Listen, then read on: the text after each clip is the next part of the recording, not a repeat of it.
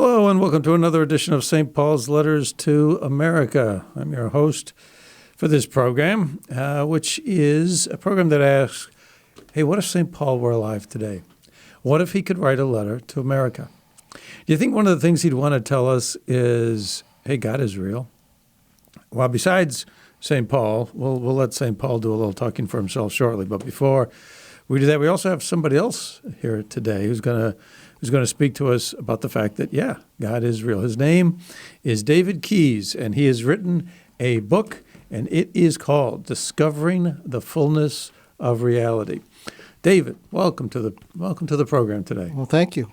Actually, I guess I misquoted that title. It's Discovering the Fullness of Reality. Yes. And the subtitle, How Partial Truths Obscured the Union of Faith and Science. And your background is in science. You also happen to be a man of faith. Those two things somehow go together? Perfectly. You just have to look at it and realize that materialism is just one aspect of life, and spirituality is a different aspect of life. And they ask different questions in life. And once you understand that, you can begin to see how they both can talk about the same truth differently.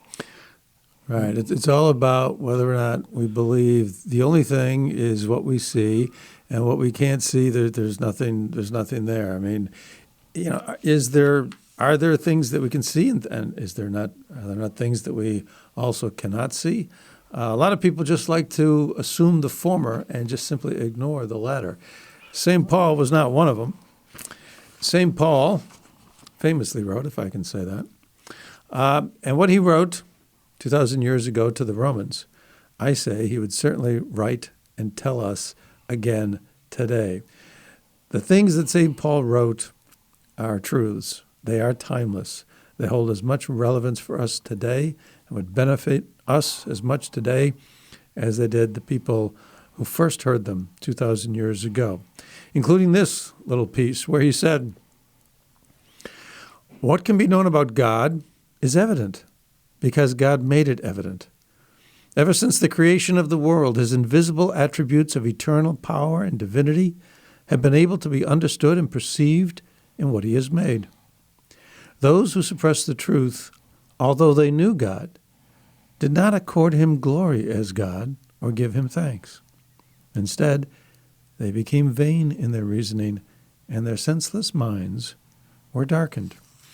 And if you pick up this book by Mr. Keyes, Dr. Keyes, you will see that he's got instances, and I'll obviously let him go through this and speak to it, but there are instances where some of the brightest minds in our contemporary world seem to have their minds darkened. They just start from certain premises without allowing for all the possibilities, which seems to be antithetical to science, but nevertheless, that's how it is.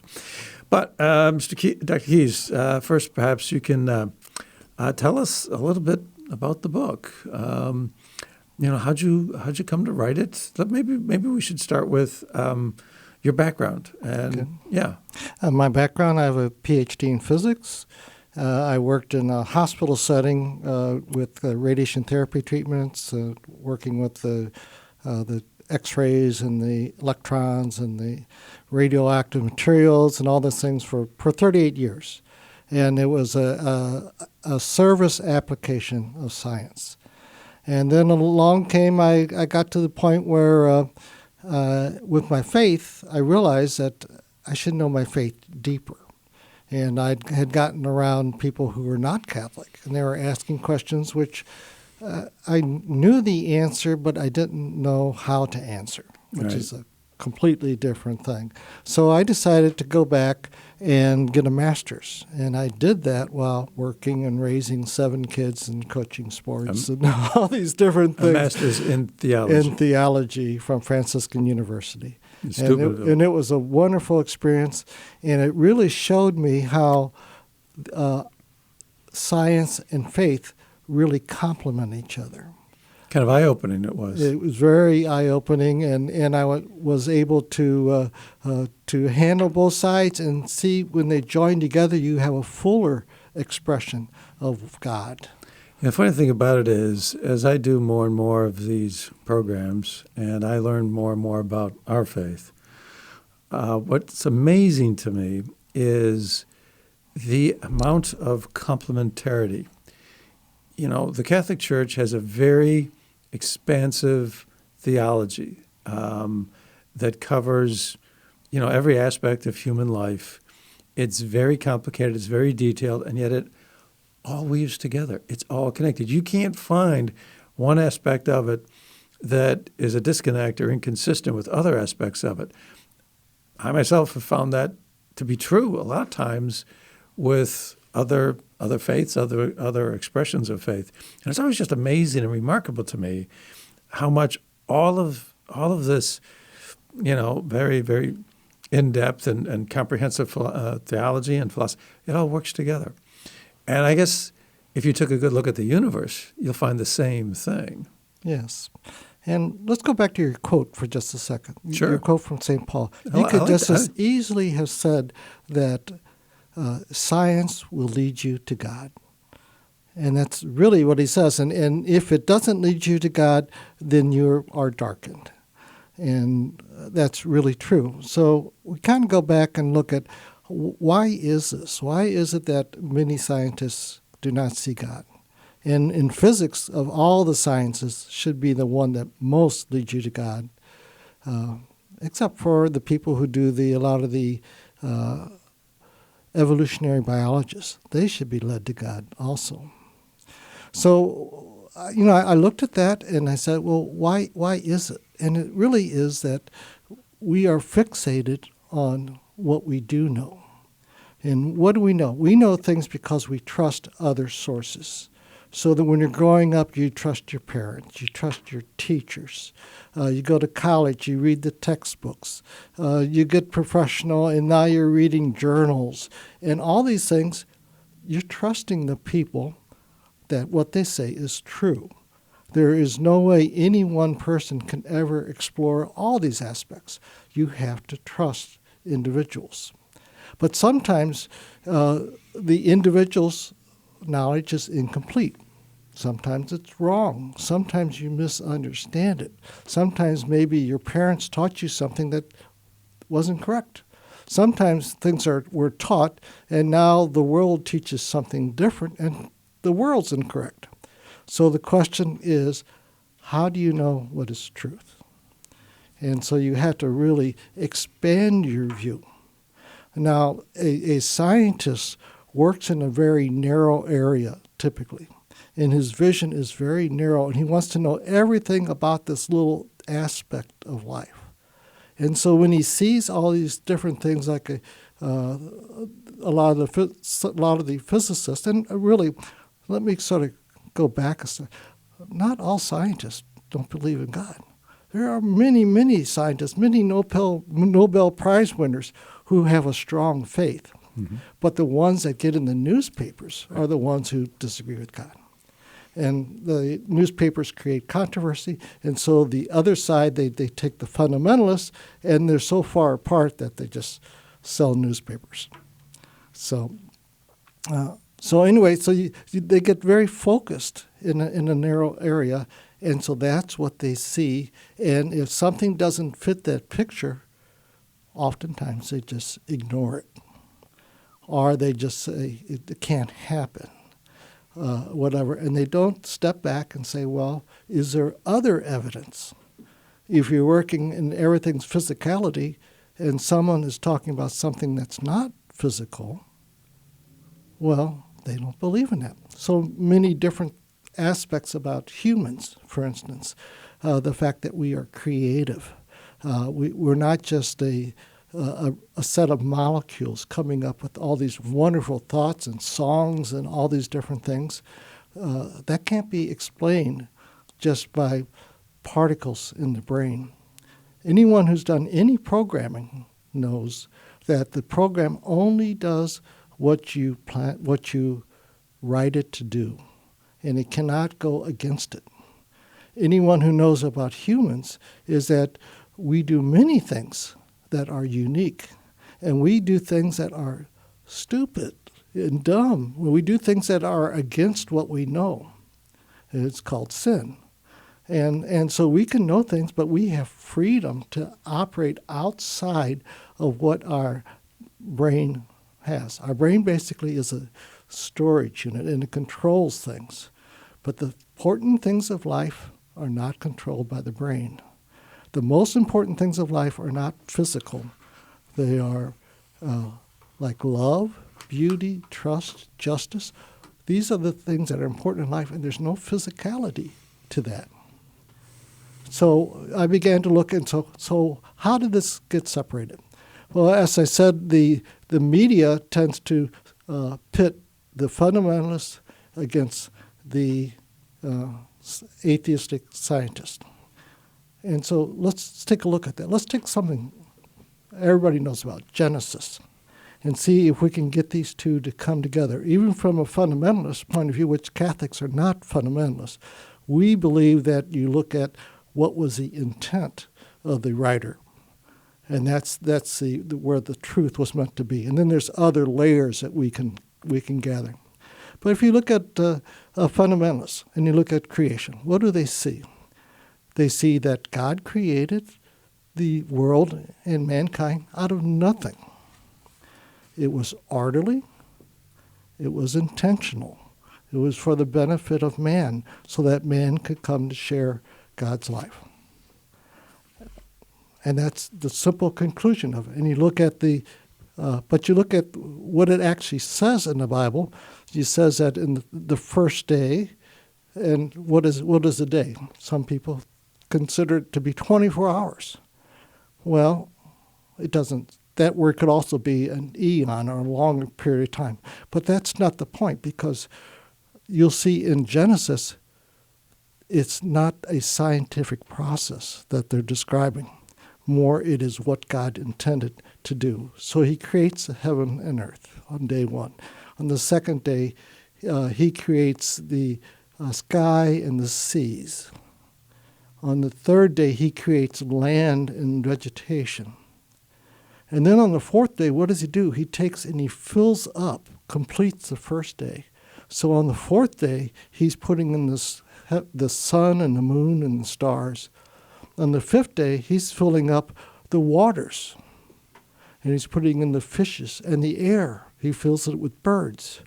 And then on the sixth day, he fills the land with creatures that move about. And so you can see they complete each other. And then he creates man as the height, the greatest thing that he creates. And so you see this process trying to tell people who know no science a revelation about why God created them. So what you're saying is, if I understand you, that if you take a day to be 24 hours, this seems pretty, pretty radical. But if you take a day, the literary term day, and consider it with some literary license, I mean, who knows, the particular usage that the author had in mind. But if you, as you say, equate it with perhaps an eon, then what you have from the book of Genesis is an orderly progression. One eon to the next eon to the next eon. You have an orderly progression of creation. Is that what I'm understanding? Not completely, because okay. the progression, there is no defined time period. I mean, first of all, a day is now about 24 hours. If we go back in time, which I'll talk about in a little bit, the day used to be a 3-hour day. We used to rotate around in 3 hours. And someday the Earth will quit rotating, and he'll just be sitting there facing the sun the same way all the time, just like the moon doesn't rotate. We see the same face of the moon every time we see it. So, we happen to be at a time period where it happens to be 24 hours a day. Okay? So anyway, it's not the point. The point is that God is creating these things, and he's fulfilling these things to end up with a world that is set for man, that is anthropic. It's all intentional.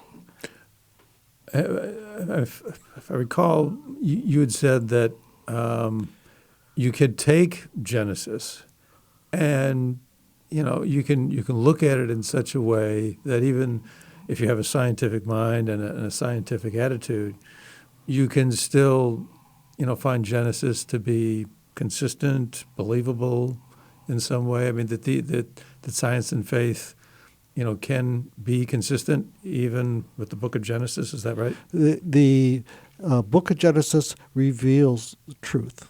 And when you look at it that way, you see this truth of why we were created by God and why things are as they are, and how man is at was the thing that is made in his image and likeness. Nothing else is made in his image and likeness. And that's what you can get from Genesis, even from a fundamentalist point of view. It's even easier from a Catholic point of view, where we understand that from a poetic expression of trying to explain things to people that know no science. And if the book of Genesis explained exactly what happened scientifically, no one would understand it. How many people really understand the origin of the universe and the creation of various quarks and bosons and atoms and how the galaxies got started? Nobody understands that. So the book is written to reveal. And this is the way it reveals, by looking at what was the intent, what was the authors trying to show. And again, they end up saying that it was created from nothing, it was intentional, it is orderly, it's for the benefit of man. And now I'm going to go through and show you how science tells you exactly the same thing. Okay? So science, for many years, many scientists considered the universe to be in a steady state. That means it was always there. They don't try to explain it. They don't have to explain it's there because it's always there. It's almost like pure existence. Okay? So that fell apart when they began to have these theories, and Father George Lemaitre was a Belgian priest, and he was one of the people that through physics said, well, it looks like the universe is expanding. And so if it's expanding, then you go the other direction, and you come to a point where you have an infinitely small point, and so there was a moment of creation. And that met a lot of deridement from the physics community because it sounded too much like the Bible. But you don't want that. Yeah, and so that's, first of all, that's putting in your own personal judgment that you can't have something look like something else because I don't believe it. I mean, that is an amazing thing. So the Big Bang Theory, when it first made its scene onto the world stage, was considered something, I guess, too novel to necessarily be believable or be true. There's a lot of skepticism, a lot of derision, as you say. Now we take it kind of for granted, but at the time, I guess it was a very different story. Yeah. But and now we think about it, and it's like, yeah, sure, Big Bang Theory. And we're still comfortable, a lot of us, still comfortable with not asking the question, hey, is there really God that cares for me? Is there really a God who wants me to, live my life a certain way? So we can be comfortable with the Big Bang Theory and also be comfortable with not asking the question of God, when at the same time, the very idea of the Big Bang Theory suggests, hey, one singular moment of creation, which, of course, sounds very much like the book of Genesis. Right. And, of course, the name Big Bang was given in deridement by Dr. Fred Hoyle, who made fun of it. He says, it's like a Big Bang. And then, of course, Hubble and other people showed that, indeed, the universe is expanding. And they proved that. And so then the physics community came to believe it, and then people believe physicists because we're such nice guys. That's why. So anyway, it's very accepted that there was a Big Bang. But they had all these other thoughts that the Big Bang and the universe started out, got bigger, and then it contracts, and then goes back to the Big Bang again and expands and contracts. Well, we've proven that doesn't happen because the universe is expanding, and now it's even expanding faster than what it ever did. It will never, ever return back to a single point. So infinity? It's going... infinity is a good word, whatever that means, right? What does infinity mean when it turns to space? So we know that the universe is expanding from a single point, and there was nothing there before, and so it was created from nothing. But since when they studied, and of course, in the last 100 years, they've learned a lot more as they're able to see deeper and deeper into space. And when you look into space, you're actually looking back into time because you're seeing light that was emitted a long, long time ago. And they've determined that the universe is, the typical number is like 13.8 billion years ago. Our solar system was made about 4.5 billion years ago. So anyway, when you look at this, and you see that the universe is expanding, and all the things that had to happen, it turns out that we have certain forces that we all just accept. We accept the force of gravity. We weigh so much. Okay, we accept electrostatic force. You go to the magic house, you put your fingers on the globe, and your hair stands up, if you still have hair. And there are nuclear forces that keep the nucleus together, etc. Well, what happens if these forces were just a teeny bit different? So if the force of gravity was different by 1 in 10 to the 50th, well, a trillion is 10 to the 12th. So that would be 100 trillion. That's a huge number. And you got to remember, when you do 10 tens, that's not 20, that's 100. 100 tens is 1,000. So this is a huge, huge number that we can't really even fathom what it is. So if things were off, it was off, we wouldn't have a universe. If it was just slightly stronger, the universe would never have expanded. And if it was more than 10 to the 50th weaker, it would have never formed galaxies. They would have just shot out as far as it can. So everything is very fine-tuned, is what the word they use. We're very lucky that way. We're just lucky people. And then you have to have other things like the ratio of the mass of an electron to the mass of a proton. If that's not perfect, it doesn't work.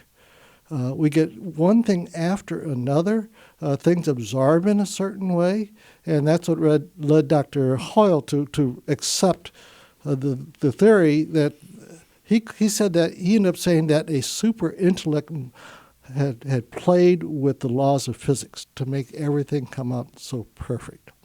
Kind of have to. It's kind of, once you, maybe if you're willing to accept, so for this, what you were describing, whereas, if the power, if the strength is off just a small fraction, things would never form the way they did. Okay, and you, trillion. Maybe you're going to admit, for that one aspect of the physical universe, the odds are almost almost infinite odds, but I'll believe that we got lucky. But then you got to do it a second time. Got to do it again. And then you got to do it a third time. That's right. Yeah. And then you look, even when you get to the point where you're having galaxies, and we have to be in a certain kind of galaxies. There are elliptical galaxies, there are irregular galaxies, and there are spiral galaxies. And the spiral galaxy is the only one that is really is durable. It's got lasting long, and you can find a place where you can sit without being bombarded to death. And that's where our planet happens to be. Our solar system and our planet is right at the perfect point. And our sun, when you look at the solar system, our Earth is just at the perfect distance from the sun at this time, because the sun used to be hotter. And then the sun, as it burned, got colder, and then it changed the way what was being burned, and it's getting hotter. So the sun is getting hotter every day. Okay? There is global warming, but we exacerbate it with some of the things we do. But the sun is going to keep getting hotter. And so eventually the earth will not be suitable for life if we wait long enough. And you take places like Mars, that's further out, and there is no water on Mars per se. Well, it's too cold. But if we go back in time, it wouldn't be surprising to find water on Mars, because at a time the sun was hotter. So Mars would have been, the water would have been liquid. And so we will find that when we search out the things on Mars. But anyway, the sun is getting hotter. We're going to get too hot eventually, but we live right at this perfect time period. Right. And I said that the Earth is spinning at 24 hours a day. You can imagine if it was 3 hours a day, all the winds and everything would be generated. And if we had a 48-hour day, think how long your workday would be. The farmers won't need daylight savings time, so that that's going to happen. And so we live at the perfect point in time, at the perfect location, at the perfect planet. We have even other things like Jupiter is a huge planet in our system, and it's close enough that anything coming into the solar system, its gravity will sweep it away from the Earth so we don't get bombarded as much as we would. So we have all these things that have to happen in a certain time frame. And the constants had to be perfect from the beginning, and things cannot change. We also have something called entropy in the universe. And this is really, really crazy, because entropy tells how ordered things are. And it turns out that the universe is so ordered, we can't imagine the degree of order there was at the beginning. Okay, so what do we have so far? We have a universe that was created from nothing, according to science. It is extremely ordered, according to what the entropy initially was. It is fine-tuned. It means everything had to be exactly what it is. I would call that intentional. And then our solar system is set up so that the planet rotates at the right time. It's got the right number of heavy metals for us so we can do construction. It is the right distance from us. It's got all the right components. There are about 200 things that scientists now have identified that says these have to happen so that our Earth would be anthropic. So now science is telling us it is from nothing, it's intentional, it's ordered, and it is set up so that man can survive. And so you look at these and even the fundamentals in this, and you find out, hey, these are two people are saying the same thing, coming from completely different points of view. One acknowledges that the likelihood is that God created this, and the other one says, we don't know, we're just explaining.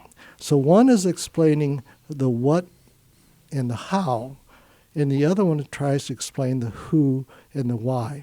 And so you can see that these are four questions that when you merge together, you have a fuller sense of the true reality of things. And neither one is wrong.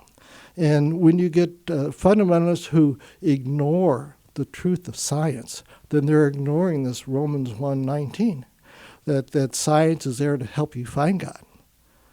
And then when you get science saying, well, we can do this, but like Stephen Hawking did at the beginning of his book, The Grand Design, he says, well, we do not accept miracles. So he's throwing away evidence that exists because it doesn't fit his view. So you can see how they both come to incomplete, wrong ideas. One time, an example, just a small personal one, but an example, I was having a discussion one time with somebody who was not a person of faith. And so I put to him just a very simple, logical argument. And I said, so if there's no God, then somehow this physical universe, this physical reality that we live in, had to be created. So, so what? It came from nothing? Was there always a physical universe? Was there never creation? Or did something get created out of nothing? And, he said, well, science will figure that out one day. I said, no. It's a logical question. Can you create something from nothing? How can you possibly create? How could science explain something? Logically, you don't need data. It's just a simple question of logic. But he didn't want to go there. And so this example that you've got with Hawking, he's like, well, we're just not going to admit that these things exist. When if you look at the verified miracles, let's say at Lourdes, if you look at some of the miracles from Padre Pio, there are lots of miracles, lots and lots and lots of them. And, if they can't be explained, then how is it that you just choose to ignore them? Because when Hawking starts his book that way, that seems like what he's doing. I choose to ignore them. And if you go back to this reading from St. Paul, he talks about this. People's minds are darkened. And it almost seems as like, for Hawking, he's willing, he's deciding, he's consciously deciding, I'm going to be blind to these things. And, but we can't do that. That's not intellectually honest. If you're gonna try to approach this thing with any degree of integrity, you have to be intellectually honest. Do miracles exist? Can they not be explained? Is there another side of reality besides just the visible that science deals with? And that gets to what you're advocating for in this book, which is there is a fullness of reality. Right. And some people just choose they don't want to go there. Yes, and of course, Stephen Hawking is not the only person. Richard Dawkins is, of course, another famous one, and he talks in his book, The God Delusion, about Fatima. And he comes to the conclusion, he says, well, I know 70 to 90,000 people saw this, and they reported it was in the newspapers, and the government who hated the church was there, and all these things. But, I don't believe it. Therefore, it didn't happen. It didn't happen. And, that's But of just course, there's physical, you talk about things like Fatima and so forth. You talk about a lot of, religious aspects in your book. Fatima wasn't just something some people saw. You could have a mass delusion. I don't know, 70,000 people, that's a pretty hefty mass delusion. Over 20-mile radius. That's a pretty hefty one, sure. But even if you're willing to believe that, how about the eyewitness accounts where they were drenched, it had been raining, they were soaked, and then as soon as this event was over, everything was dry as if it was fresh, cleaned, came from the cleaners. How does that happen? Are they all lying then as well? There's a tendency that if you have something you can't explain and you refute one aspect of it, you just say, well, there. And leave it go. I don't have to worry about the rest. You don't address the rest. And, it's the same thing about design. But of course you can flip that backwards. If you can't refute the second thing, maybe your first the refutation that you made of the first point isn't correct. Misunderstood. The mass delusion thing might not be correct. Yeah. These people. And so, they just only approach it from one direction. Mm-hmm. There's a big thing about design or not, intelligent design, and you're not allowed to teach it in school. But yet you get people like, Richard Dawkins in the beginning of his book, The Blind Watchmaker, he starts out with saying how everything appears to be designed, but, don't believe it. and then Francis Crick, who got the Nobel Prize for discovering DNA, he says, when you study this, you're going to see that this all appears to be DNA is designed, but it's all evolution. It's all random. And so people have addressed this now because this is a big issue. So once we got the Earth in the right place, and then after at 3.9 billion years ago, science has discovered the first element of life. And these are little anaerobic cells, meaning they don't need oxygen. And they start developing at that time, but they develop from inorganic materials, from materials that have no life. So you're going from no life to life, just like there was no Nothing. universe to universe. Okay? And so you have this all of a sudden you have life. And they show that over a period of time, you got single cells, and eventually you get cells that can use oxygen. Okay, and you get cells that can start to do photosynthesis. And you're going over a long period of time, and you still got single cells, and then you get a clumpy cells where you don't really know whether they're animal or plant, but they have no bones or anything like that. And then all of a sudden you get to the Cambrian explosion, where in a very short time you get skeletons, and you get exoskeletons, you get eyeballs, you get hearing, you get senses. And it's not just in one little instance. It's the whole, all of life. Not, of course, not 100% of life, but nearly all of life gets eyes and a way of hearing, and a way of, maybe it's ultrasound, like bats do ultrasound, which Richard Dawkins likes to talk about. But all this is in a short time.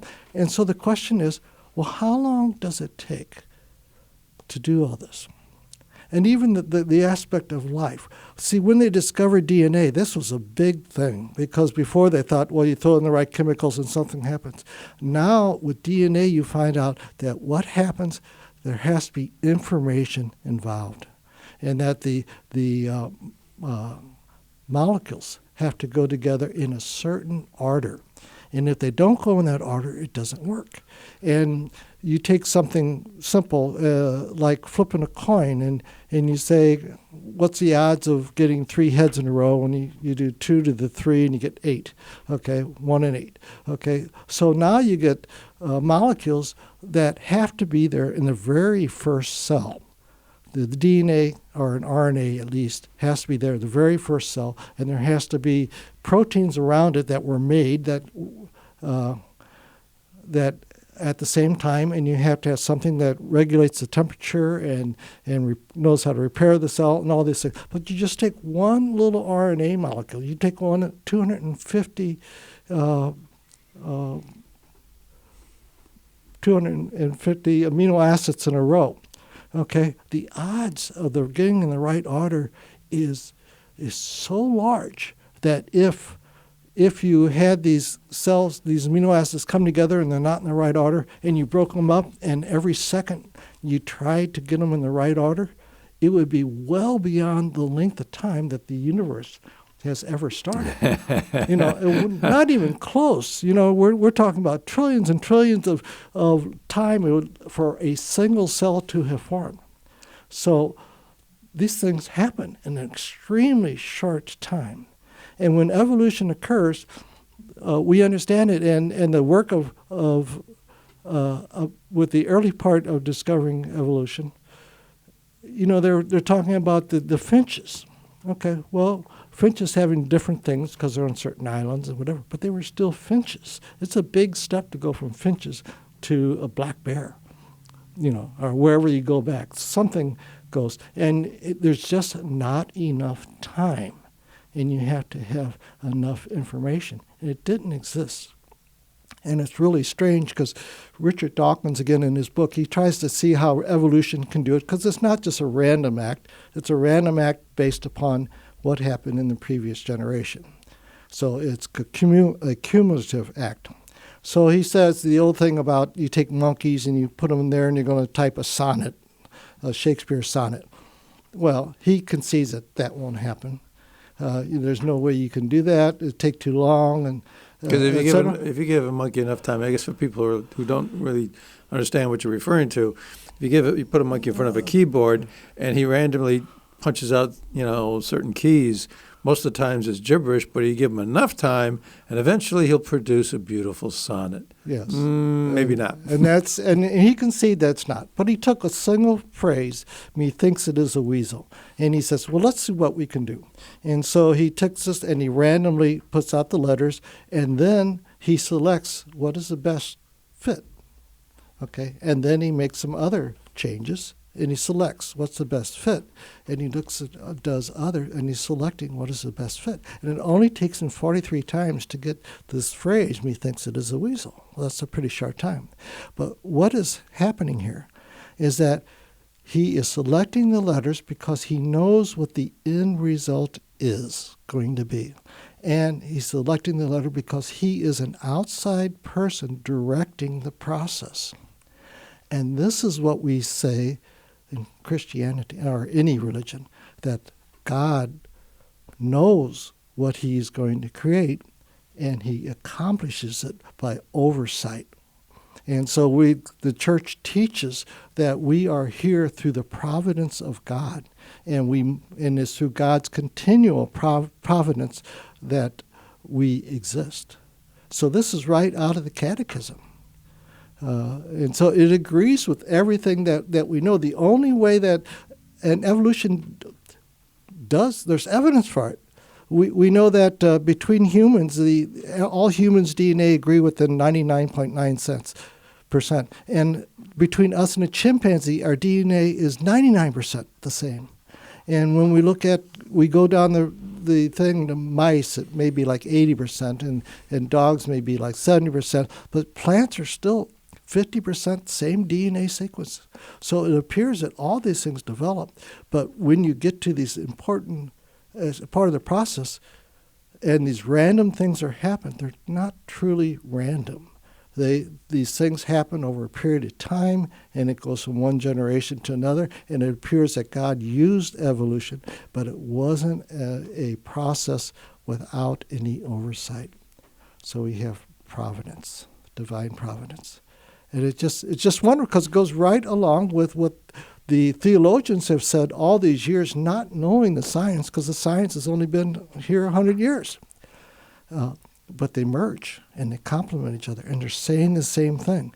The more we study, the more we're finding out that these two are saying the same thing, approaching from a different point of view. No, that's amazing.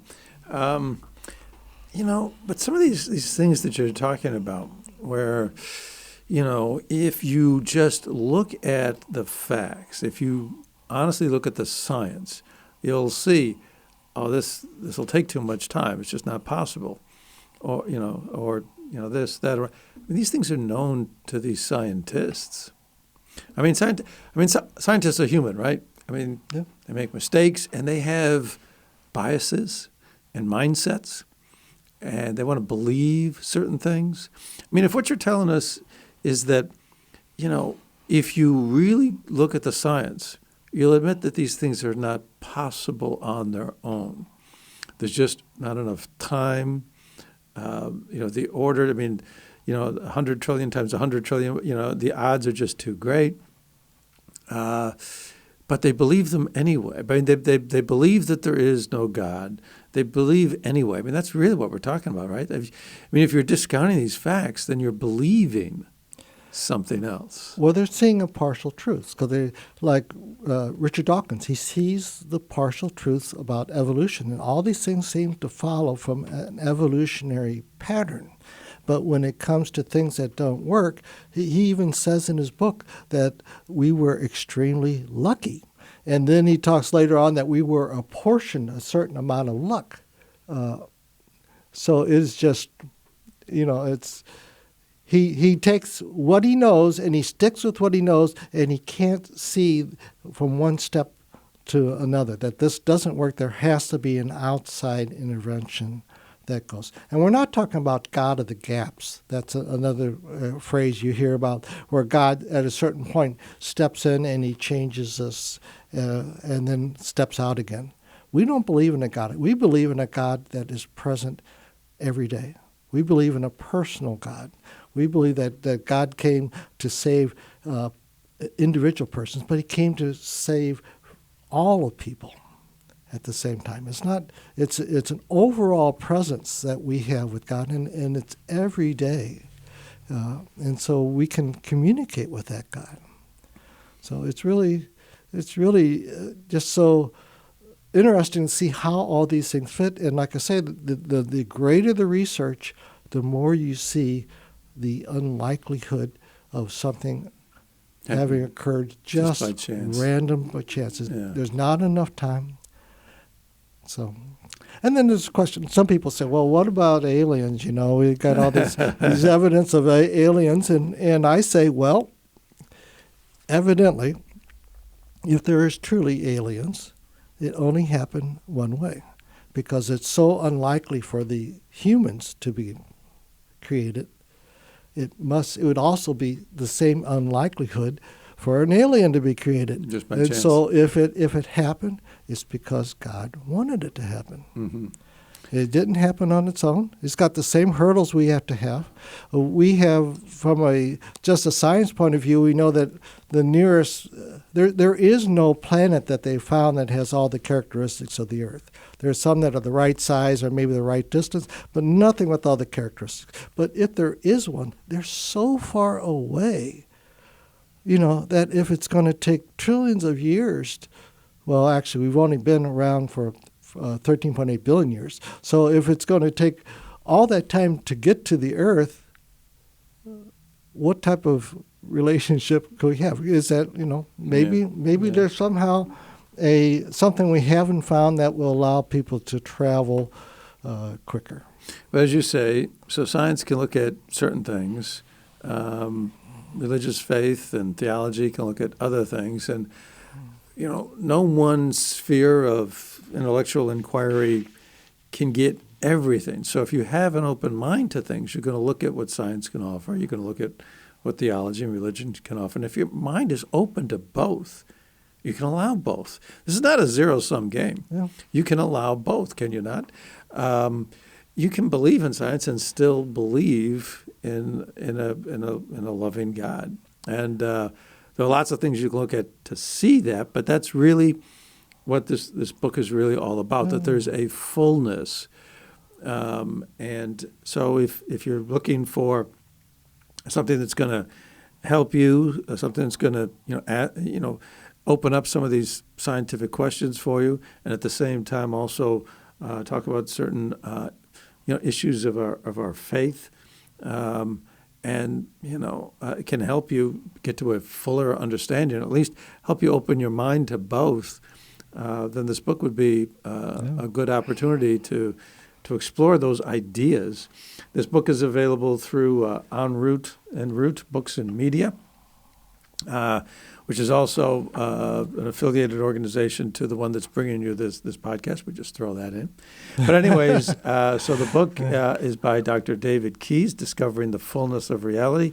And, when you do open your mind up to the fact that both can be true, then another thing kind of happens. You can feel a little bit more at peace. Yeah. More harmony. I mean, the universe has this tremendous harmony, and if you open yourself up to both of these, you could perhaps be in a way in more harmony with the universe yourself. Certainly, Father Levitre wasn't afraid to admit both. So that's another one of these things. I guess that's just an example right there in and of itself. I mentioned the fact that there's so much in Catholic theology that fits together, that's consistent with so many other things. And, this idea of peace is certainly one of them. And it's hard for us to even feel peace. But there's something very natural about it. There's something very pleasant about it. And it's also funny, when you allow your faith to grow, you can feel more at peace. If you feel truth, and we are to pursue truth because Jesus is the way, the truth, and the life, that means that you can't just approach the world from a spiritual point of view. You can't just approach it from a scientific point of view. If you want a fuller expression of what life is all about, you approach it from all points of view. You even throw in things that we didn't get a chance to talk about, creativity, things like the conscience, things like near-death experiences. That kind of shows that there is a body-soul combination that we are created with. There is so much out there, all pointing in the same direction, all pointing to God. Yeah, just take what you mentioned, one of the things you just mentioned, the near-death experience. So Catholic theology has maintained, ever since the Catholic Church has been around, that there's a body and a soul. That Christ was the incarnation of, a human form with the divine, and that in a similar fashion, in some kind of image of God, we have this physical body, and yet we also have a spiritual aspect to us. We also have a soul. And people have these near-death experiences. They'll talk about situations where they'll be their own body. They'll see their own body. And later on when they come back, they'll see things happening. They'll recount something that happened in an adjacent room, which they could not have seen unless they got above their own body and saw outside their own body. But you have to allow yourself to be open to that possibility. I mean, mentally, to be intellectually honest. And if you're a scientist, how does that happen? How does that happen just from, physical aspects alone? Yeah, well, I mean, let's throw in the blind people who have never seen, that come back after a near-death experience and they describe things that they cannot have known. So there's just plenty of evidence. But it really kind of fits together because we have a body, and when the spirit is in the body, you are limited by the body. So if you're in a person who has been in a car accident, you have the same spirit, but he cannot communicate because the vehicle, the body, has been damaged. And some people are blind. Some people, they have a body that gives them, that makes them ADHD, okay? And so you had this fighting back and forth. But when they separate, you find that the spirit comes back and they have had emotions and they have memory and they have all these things. And we also talk about in religion about imbued knowledge, where suddenly a person knows something without having gone through the process of physically reading and learning it. And so you have this, it kind of explains that. And that we have a spirit, we get the body we do what we can to overcome the deficiencies of the body, so that body and soul. But we are, without the body, our soul is incomplete. Without the soul, our body is incomplete. So it just all fits together with Catholic theology. It does fit. It does indeed. So, Dr. Keyes, I want to thank you for being with us today. Thank you for taking the time to explain some of these things that I know we only got an opportunity to touch on. It's so much fun to talk about because there's so much there. It's just incredible. And there's so much more in the book, and we've only been able to touch on a few of them. But if you want to delve more into this, please do get the book. It is an enjoyable read, Discovering the Fullness of Reality, How Partial Truths Obscure the Union of Faith and Science. And there is a union there. And you can get on Amazon and all the standard places. Oh, beautiful. On the website. Beautiful. Well, as I say, once again, thank you for being with us today. And to those listening, thank you for joining us. We hope this has been provocative, as we always seek to try to make these programs. And it's just amazing how you talk about things fitting together, and St. Paul is describing in this passage that we read what we're seeing in some of these brilliant scientists today. 2,000 years ago, he's writing about certain people and saying their minds are darkened, and yet we have people today with all the benefit of all this tremendous scientific knowledge that we have, and yet still they seem to fall prey to the same description of having their minds darkened, willingly not wanting to look at certain things. Anyways, as I say, we thank you for joining us. We hope you'll join us again. And until the next time, God bless. God bless.